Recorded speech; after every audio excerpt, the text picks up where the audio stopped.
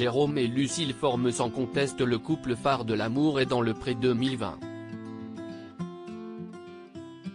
Sans surprise, si est ensemble qu'ils sont venus se confier sur leur belle idylle à Karine Le Marchand, lors de la première partie du bilan diffusé le 7 décembre, sur M6.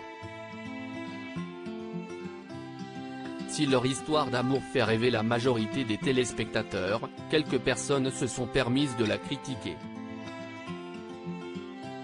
Des commentaires négatifs auxquels les deux candidats ont réagi. Pour Jérôme et Lucille, leur romance était une évidence. Dès l'ouverture du courrier, le maraîcher céréalier en Auvergne-Rhône-Alpes de 37 ans a eu un coup de cœur pour la jeune femme de 31 ans, qui était directrice d'un centre de SPA. Et lors de leur rencontre, tous deux ont eu un véritable coup de foudre.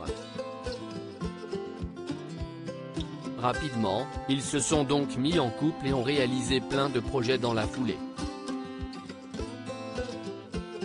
Le touchant agriculteur lui a pris une belle bague, la belle blonde a emménagé chez lui après leur séjour chez elle à Toulon et aujourd'hui, elle travaille avec lui. Les tourtereaux envisagent de se marier et d'avoir des enfants. Une histoire qui fait rêver. Pourtant, une petite poignée de téléspectateurs n'a pas été attendrie par le couple. Pire encore, certains pensent que leur idylle est fausse. Interrogés par 20 minutes, Jérôme et Lucille ont répondu aux critiques avec toute la bienveillance qu'on leur connaît.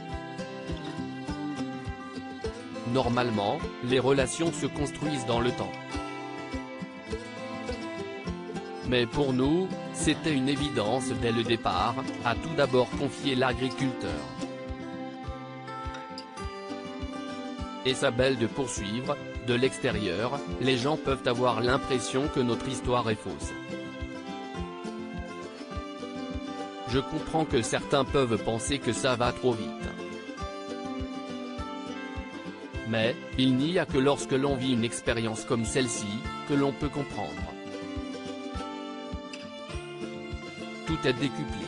Je ne suis pas arrivé devant les caméras du jour au lendemain. Il y a eu tout un cheminement personnel avant, un gros travail d'introspection. Après, il faut savoir aussi provoquer la chance. Fort heureusement, Jérôme et Lucille ne sont pas touchés par les critiques de ces quelques personnes malveillantes et assurent que la plupart se réjouissent pour eux.